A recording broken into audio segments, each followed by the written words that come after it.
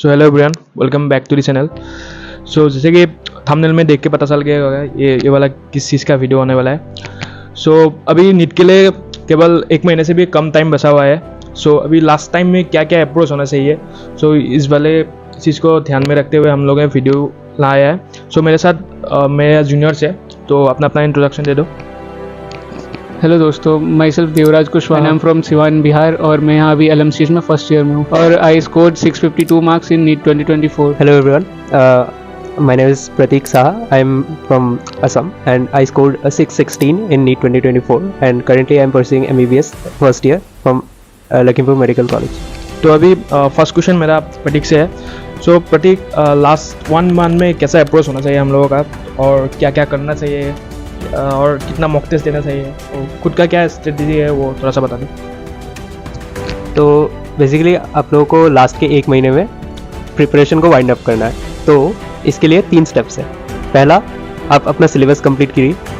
Syllabus complete करने के बाद सेकंड होता है आप मॉक टेस्ट दीजिए और मॉक टेस्ट का प्रॉपर एनालिसिस कीजिए।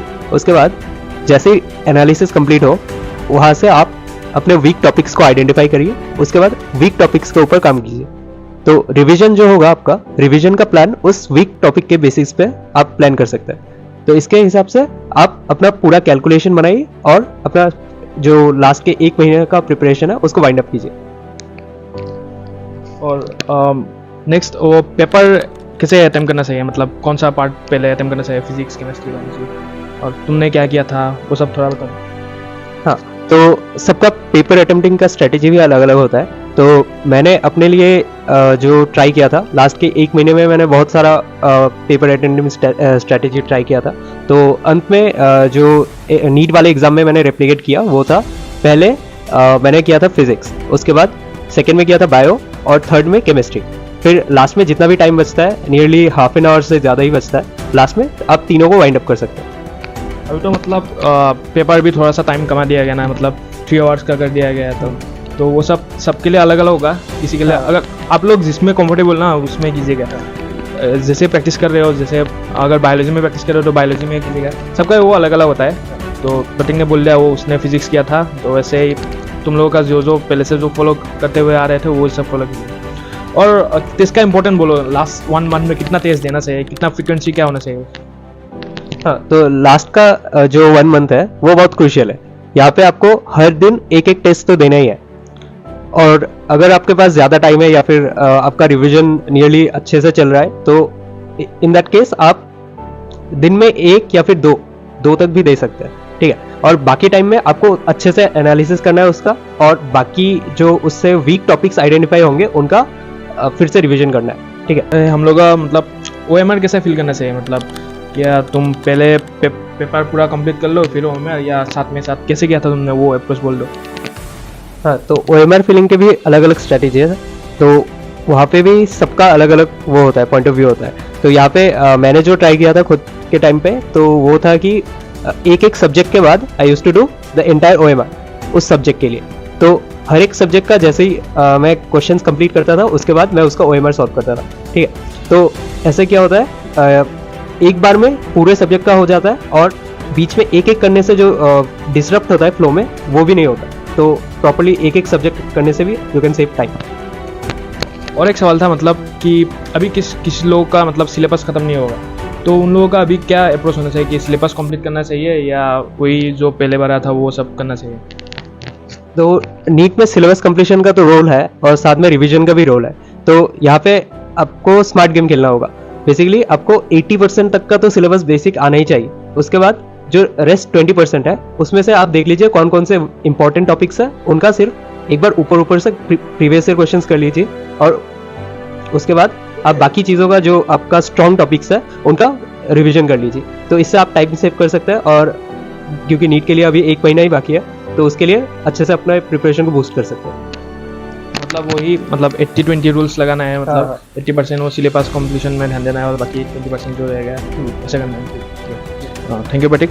नेक्स्ट, अभी मैं देवराज से पूछना चाहूँगा, क्या तुम्हारा क्या अप्रोच रहा था, मतलब लास्ट के 1 महीने में? लाइक मेरा सिलेबस तो मतलब 10-15 मार्च तक हो गया था तो उसके बाद हमारे कोचिंग में टेस्ट सीरीज चलती थी, तो उसको देना मेरा मेन स्ट्रैटेजी का हिस्सा था। और उसके अलावा मैं दूसरी कोचिंग्स के टेस्ट खुद से कहीं से भी ढूंढ के दे दिया करता था। तो लास्ट के 1 मंथ में मेरा यही था कि मुझे मैक्सिमम से मैक्सिमम टेस्ट देने, रिवीजन करना है और जो अपने वीक एरियाज़ हैं उनको इम्प्रूव करना है। जैसे लास्टली मेरा रे ऑप्टिक्स का कुछ टॉपिक्स वीक रह गया था, माइक्रोस्कोप टेलीस्कोप वाला पार्ट, मिरर का कुछ प्रिज्म वाला पार्ट वीक रह गया था, तो ये सब के मैं लेक्चर्स भी ले लिया करता था एट द एंड, क्योंकि मेरे पास टाइम था, मेरा सिलेबस हो गया था। तो अब मुझे ये था कि जो भी मेरा वीक एरिया बाकी रह गया उसको कंसोलिडेट करना है। तो मैंने टेस्ट दिए, रिवीजन किया और अपने वीक एरियाज़ पे फोकस किया लास्ट टाइम पे। और तुम्हारा भी बोलो मतलब पेपर अटेम्प्टिंग स्ट्रेटजी कैसा था, मतलब कौन सा पार्ट पहले सॉल्व करते था? हाँ, तो यहाँ पे थोड़ा मेरा प्रतीक से डिफरेंट स्ट्रैटेजी था, क्योंकि मेरा मानना है कि हम जब एग्जामिनेशन हॉल में एंटर करते हैं तब हमारा ब्रेन एकदम फ्रेश होता है कि सुबह हम अपना उठ के अपना नॉर्मल मील लेके जब जाते हैं तब हमारा ब्रेन एग्जॉस्टेड नहीं रहता है। तो मैं सबसे ज़्यादा सिली मिस्टेक्स करता था अपने टेस्ट सीरीज़ वगैरह में बायोलॉजी में। तो मेरा सबसे पहले यही स्ट्रैटेजी था कि मैं सबसे पहले बायोलॉजी को अटेम्प्ट करके ख़त्म कर दूँ, और लाइक बायोलॉजी 40-45 मिनट्स में हो भी जाएगी, तो एक हमारे पास सेंस ऑफ सेटिस्फैक्शन रहेगा कि हमने आधा पेपर कर लिया। लाइक अभी 180 क्वेश्चंस का वो है प्लान है, तो अगर आप 90 क्वेश्चंस कर लेते हो 45 मिनट्स में, तब को ऐसा रहेगा कि आपने आधा पेपर कर लिया। तो मैं पेपर को ऐसे फेजेस में अटेम्प्ट करता था। सबसे पहले मैं बायोलॉजी करता था, और बायोलॉजी में अगर लाइक हमारे टाइम पे तो 100 क्वेश्चन है, मैं आपके हिसाब से बता रहा हूँ, अगर 90 क्वेश्चन है तो बायोलॉजी में मैं करते गया। जो क्वेश्चन मेरे से पहली बार में नहीं हुए मैं उसको मार्क करके छोड़ देता था, मैं ज़्यादा टाइम नहीं देता था, क्योंकि इससे आपका टाइम बहुत ज़्यादा वेस्ट होगा। मैंने ड्रॉप ईयर में यह गलती की थी और इससे फिर मेरे को पेपर में टाइम नहीं बचा था और मेरा फिजिक्स सेक्शन छूट गया था। लेकिन आपको क्या करना है कि आपको अपना पेपर करते जाना है, और जो क्वेश्चन पहली बार में नहीं हुआ आप बस उसको मार्क करके छोड़ दो। पहले बायोलॉजी की मैंने, फिर उसके बाद मैंने केमिस्ट्री की, और एट द एंड मैंने फिजिक्स किया। और उसके बाद जो जितने मैंने मार्क करके क्वेश्चन छोड़े थे, चाहे वो बायोलॉजी को, फिजिक्स को और केमिस्ट्री को, उसके बाद वापस उन पे आया और उसके बाद दोबारा से कोशिश की उन क्वेश्चंस को करने की। कुछ क्वेश्चंस बन गए और कुछ क्वेश्चन मैंने छोड़ दिए थे एग्जाम में। Thank you Devraj. नेक्स्ट है कि अभी जो 1 महीना में जो टाइम है ना, तो उसमें क्या सब लोगों का मतलब एंजाइटी स्ट्रेस बहुत पीक में रहता है, तो वो सब हैंडल करने के लिए क्या करना चाहिए, वो तुम बोलो। तो ये अभी आखिरी टाइम पे आपको सबसे पहले बहुत ज़्यादा खुद को काम रखना है, क्योंकि एक काम और कंपोज माइंड ही काफ़ी अच्छे तरीके से पढ़ाई कर पाएगा। और ये काफ़ी नेचुरल है एंजाइटी होना, ओवर थिंकिंग होना, स्ट्रेस होना, क्योंकि आखिरी टाइम में आपने पूरे 1 साल 2 साल, किसी ने 3 साल ये चीज़ के लिए मेहनत की है, और अगर अभी आपके मार्क्स कम आ रहे हैं तो ये काफ़ी नेचुरल है कि आप डिप्रेस होगे। लेकिन हमें यहाँ पे क्या करना है कि जो हम 2-4 घंटे अपना एंजाइटी की वजह से, ओवर थिंकिंग की वजह से बर्बाद कर रहे हैं, उससे अच्छा है कि हम अपना 30 मिनट्स 40 मिनट्स वहाँ इन्वेस्ट करें जो काम करने में हमें मज़ा आता है। यानी अगर आपको गाने सुनना पसंद है, ड्राइंग करना पसंद है, बाहर घूमना पसंद है, तो आप जाओ, आप खुद को दो 30-40 मिनट रोज़ का, अप्रॉक्स आप 1 आवर खुद के ऊपर इन्वेस्ट करो, वो ज़्यादा अच्छा रहेगा, जिससे आपको खुशी मिलती हो। और अगर आप खुश रहोगे फिर आपकी पढ़ाई भी अच्छे तरीके से होगी और फिर एग्ज़ाम में भी इम्प्रूवमेंट आपको देखने को मिल रही होगी। तो ये चीज़ को हमें ध्यान में रखना है। ओके, नेक्स्ट क्या मतलब, और एक दिन पहले नीट का, तो वो सब क्या करना चाहिए, मतलब एक दिन पहले वो टेस्ट देना चाहिए या एकदम ही पढ़ाई छोड़ देना चाहिए या कुछ टॉपिक देखना चाहिए, तुम क्या करना है?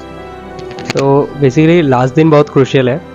लास्ट डे पे आप बिल्कुल स्ट्रेस नहीं ले सकते, आपको एकदम काम और कंपोज माइंड चाहिए। जैसे कि देवराज ने बताया, काम और कंपोज माइंड से ही एग्ज़ाम सबसे अच्छा आउटपुट मतलब निकलता है आपका। तो इसके लिए आपको लास्ट 1 डे पे वो स्ट्रेस नहीं लेना, बेटर बी स्ट्रेस फ्री। तो उसके लिए आप लास्ट डे पे टेस्ट बिल्कुल नहीं अटेम्प्ट कर सकते। तो आप क्या कीजिए, सबसे सिंपल 2 वेज है। एक तो कि आप पहले के जो टेस्ट आपने 1 महीने में दिया उनको आप कंसोलिडेट कीजिए, एक मिस्टेक बुक जो है आपका, उससे उन मिस्टेक्स को फिर से रिवाइज कर लीजिए सुबह के टाइम पे। और जो आपके वीक टॉपिक्स या फिर स्टिकी नोट्स ऐसे बना के रखे थे, वो लास्ट टाइम पे एक बार सिर्फ ऊपर से गो थ्रू करिए। तो वो आप लगभग डे टाइम पे एंड कर लीजिए, और उसके बाद the entire night you have to be like एकदम स्ट्रेस फ्री रहना है, ताकि नेक्स्ट डे भी आपका वो नॉर्मल रूटीन में आ जाए। ठीक है, तो इससे आपका जो माइंड है एकदम फ्री माइंडेड रहेगा और विदाउट एनी टेंशन आप एग्जाम अच्छे से कर सकेंगे। ठीक है। अभी बहुत लोगों का ऐसा भी होता है कि स्लीप शेड्यूल बहुत ख़राब हो गया, तो वो स्लीप शेड्यूल कैसे मैनेज करना चाहिए? अभी कितना सोना चाहिए, कितना आवर पढ़ना चाहिए, और कितना बजे मतलब मेन आउटपुट होना चाहिए तुम्हें? देखो, स्लीप शेड्यूल तो सबका अपना अपना होता है, लेकिन आपको 6 to 7 आवर स्लीप हमेशा मेंटेन करके रखनी है। आपको ऐसा नहीं होना है कि आपने कुछ मोटिवेटिंग रील देख लिया तो आप दिन भर में 16-17 घंटे पढ़ाई कर रहे हैं, फिर 4 घंटे सो रहे हैं। ऐसा आप ज़्यादा से ज़्यादा 2 से 3 दिन कर पाओगे, फिर आपकी बॉडी पूरी एग्जॉस्ट हो जाएगी, फिर आप अगले 2-3 दिन पढ़ ही नहीं पाओगे। तो बेटर है कि आप 10-12 घंटे ही पढ़ाई करें, पर कंसिस्टेंसी से करें और रोज़ करें, और 6 to 7 आवर्स का स्लीप शेड्यूल को आप अच्छे से मेंटेन रखें। और टेस्ट भी दे रहे हो तो 2 to 5 PM के टेस्ट दीजिए। और मतलब बहुत सारे ऐसे, कुछ लोग ज़्यादा जल्दी सुबह उठने वाले होंगे, कुछ लोग लेट से उठने वाले होंगे, रात को पढ़ाई कर रहे होंगे, लेकिन आप जब भी चीज़ों को मैनेज करें, भैया ने वो बात बोली कि आप अपने ब्रेन को 2 to 5 PM वाले स्लॉट में सबसे ज़्यादा एक्टिव रखिए। तो आप जो भी मॉक टेस्ट वगैरह दे रहे हैं, अब 2 से 5 वाले स्लॉट में ही दें, और वो टाइम पे आप अपने ब्रेन को एक्टिव रखने का कोशिश करें। हमेशा टेस्ट ही दें। अब आखिरी दिन बचा है, आखिरी महीने बचा है आपके पास, तो 2 से 5 वाले में टेस्ट दिया करें आप। और इनफैक्ट मैं तो कहूँगा 1-2 टेस्ट आप 1 बजे से 4 बजे के स्लॉट में दें, और एक ऐसे 3 बजे से 6 बजे के स्लॉट में भी दें। तो इससे आपका ब्रेन प्रॉपरली वो 1 बजे से 6 बजे वाले स्लॉट में ज़्यादा एक्टिवली वर्क करेगा, तो नीट वाले दिन आपको बहुत ज़्यादा आसानी होगी। Thank you. एडिशनल देखिए, लास्ट का 1 महीना तो बहुत क्रूशियल है, लास्ट के 2-3 दिन भी वैसे ही सेम क्रूशियल है। तो 1 महीने में जो मैंने बोला और देवराज ने बोला कि ऐसे आप सभी अपने टॉपिक्स को कंपाइल कीजिए, हर दिन एक मॉक टेस्ट दीजिए, अगर हो सके तो 2 दीजिए, एनालिसिस अच्छे से कीजिए, उसके बाद वीक टॉपिक्स को आइडेंटिफाई करके उनका रिवीजन कीजिए, स्ट्रॉन्ग टॉपिक्स को भी इक्वल इंपॉर्टेंस दीजिए, और उसके बाद लास्ट के 1-2 दिन एकदम मॉक टेस्ट छोड़ के आप रिवीजन और उस पर जो मिस्टेक्स थे पहले के उन पे फोकस कीजिए, और एकदम काम और कंपोज माइंड से एग्जाम दीजिए, अच्छा जाएगा। तो वीडियो में इतना तक ही था। सो अभी अगर कुछ क्वेश्चन रह गया तो कमेंट सेक्शन में पूछ सकते हो, इन लोगों आंसर दे देगा। और इन लोगों का भी यूट्यूब चैनल है एक, तो मैं डिस्क्रिप्शन में दे दूंगा इन दोनों का यूट्यूब चैनल। और अगर कुछ क्वेश्चन रह गया तो मेरा इंस्टाग्राम में भी पूछ सकते हो, मैं इंस्टाग्राम हैंडल में डिस्क्रिप्शन में दे दूंगा। तो ये तक था वीडियो। तो अगर वीडियो पसंद आया तो लाइक, शेयर और सब्सक्राइब कर देना। Thank you so much for watching, bye and all the best for NEET. और आप लोग पेपर काफ़ी अच्छे से काम एंड कंपोज रख के अटैम्प्ट करना। नीट वाला दिन बहुत ज़्यादा क्रूशियल होता है, तो उस दिन खुद को बहुत ज़्यादा काम रखने की कोशिश करना। और आप सबको all the best for NEET 2025। सभी को ऑल द बेस्ट नीट 2025 के लिए। नीट 2025 एकदम अच्छे से अटेम्प्ट करिए पेपर, और फ्लाइंग कलर से आप क्रैक कर सकते हैं उसको। All the best.